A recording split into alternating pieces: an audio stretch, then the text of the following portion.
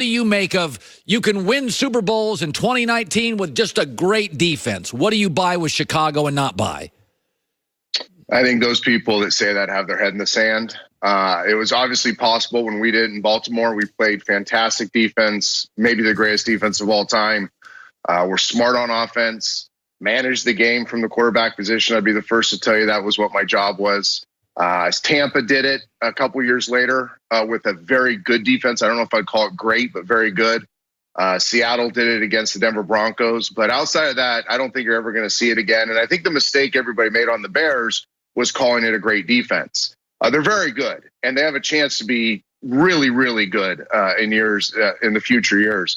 But they by no means great. If they were great, Philly doesn't go down the field and score a touchdown when the Bears have a 5-point lead. It's that simple. People can talk about the kick. People can talk about the kick return, all that stuff, all they want. The bottom line is if the Bears played great defense, Philly wouldn't have gone down with a backup quarterback and scored a touchdown. So I'm with you, Colin. I don't think there'll be a team that is completely defensive-centric that wins a Super Bowl again. The rules aren't set up for it. I think the teams that are forward-thinking and the ones that we're going to see in the Super Bowl every year put more of an emphasis on offense, on aggressive quarterback play, on creativity. And I think that's bearing. I think the regular season will bear itself out in the postseason even more as we go forward with offenses having the upper hand. All right. We've gotten to a point with Dak is I think there's a formula and all the boxes checked. At home, running game, good defense, and Dak tends to play a little better on the final drive than the first drive. But I'm told you liked Dak this weekend. I thought he was the second best quarterback in the playoffs this weekend. Oh boy, Andrew Luck was phenomenal. Who else was better? I mean, Russell played well considering his circumstances. Didn't have a lot to work with. They knew they weren't going to throw the ball against the Cowboys front seven with the pass rush. Who else played well at the quarterback position? Nick Foles didn't play very well until the last drive, so don't use Nick Foles on me. Threw 2 picks. One was a red zone interception. Phillip Rivers wasn't very good. Lamar Jackson was awful until the end. Deshaun Watson wasn't very good. So who played better than Dak besides Andrew Luck? And I don't disagree with you. We've kind of been like-minded on the Dak Prescott. I think you've been more sticking to a narrative of he's the most overrated player on their team.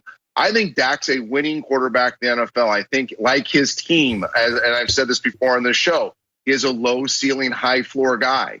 But with this football team, with the talent that they have, with maybe the best runner in football as their tailback, they've been stubborn with their play calling in a good way. The addition of Amari Cooper, I think Dak Prescott's the right quarterback for this team. I think he played very well. He's played very well the last few weeks. But I also, in the same sense, can not disagree with you and say it's all been set up for him. This will be a different challenge this next week. But up to this point, Dak Prescott's been very good for the Cowboys. I rely on you often, texting on this show, calling off the air about, evaluation of quarterbacks. And I said this earlier, is that many of the interception leaders in NFL history had the strongest arms, Brett Favre, because it's the burden of great gifts.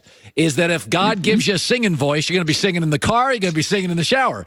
Wentz is remarkable. Foles is not. And the way I describe it is Foles is working. There's a symmetry between Foles and this staff right now that's better than Wentz in the symmetry with his staff. Because when my eyes tell me Wentz is way better than Foles, but Foles wins more.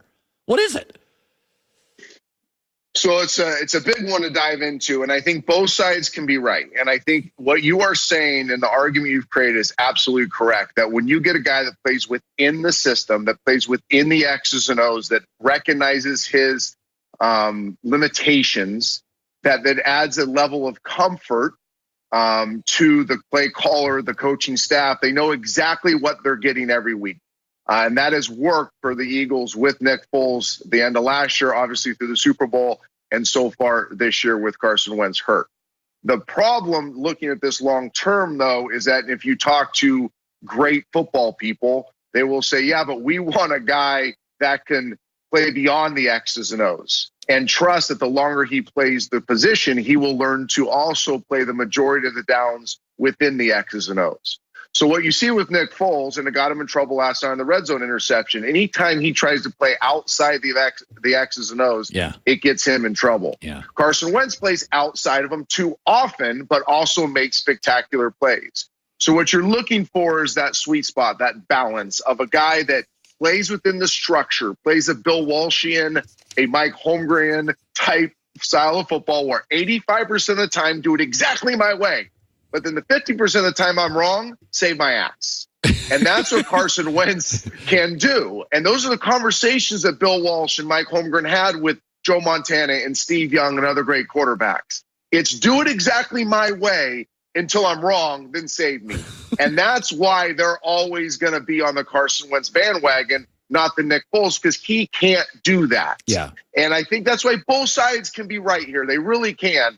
But I guarantee you, unless they win the Super Bowl, that's when the discussion maybe really has to change. But unless the Eagles win the Super Bowl, this is Carson Wentz's team for the next 10 years. And the Baltimore Ravens, and I agreed with them, made a decision in that game. We're not switching quarterbacks. What did they say, Trent Dilfer, by not switching quarterbacks during that game? What were they telling me?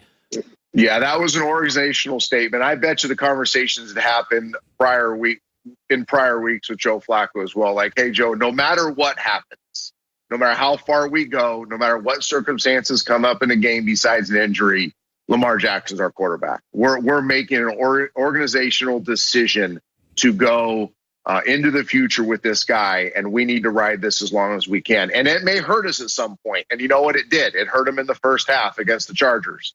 But they were willing to take that chance so that the organization, and mainly the 53 guys in the locker room, understand that this is Lamar's team. This is going to be Lamar's team for a long time. And today is part of the journey of trying to get him to be a great player.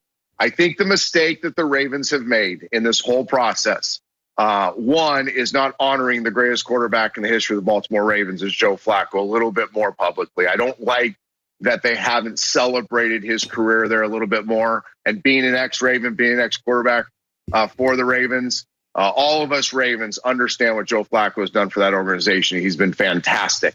I think they should have honored him a little bit more. And the other thing is, I think they're making a mistake. I don't think you can win a Super Bowl with a Lamar Jackson type player. I think you can be really good. I think you can win 10 games a year. I think you can be in the conversation, but I'll be shocked if Lamar Jackson ever wins a Super Bowl. By the way, the Rams got rested. The Patriots had a week off. Kansas City did. Before I let you go, you have played in playoffs, not rested and rested. The bye week is an interesting thing. Players love it, but if I was a hot team, I'm not. Now, the Rams, I think, needed a bye.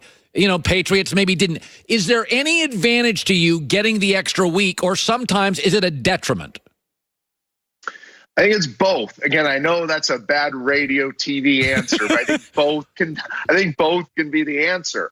Some teams need it. I agree with you. The Rams really needed it. Some teams don't all the time.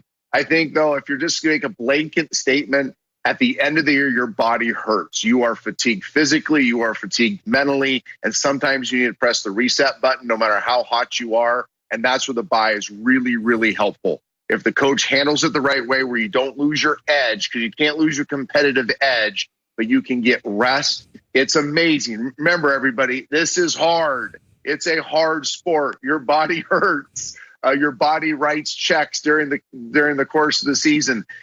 Just a few days of treatment, a few days of rest does an amazing thing to your body, your soul, your mind. And I think that's why the bye teams typically have an advantage. Good stuff. Trent Dilfer, decade and a half in this league, relying on regularly. Super Bowl champ. Good talking to you, bud. See you, buddy. All right, before the end of the hour, I will lay out the playoff scenario and who I like. Coming off a 4-0 week, it's just like magic up here. I mean, seriously. It was a strong week for you, Colin. It was. Even though you said you weren't very convicted of all of them, but you still put your name out there by your picks. There is one game I love this weekend. Joy Taylor with the news.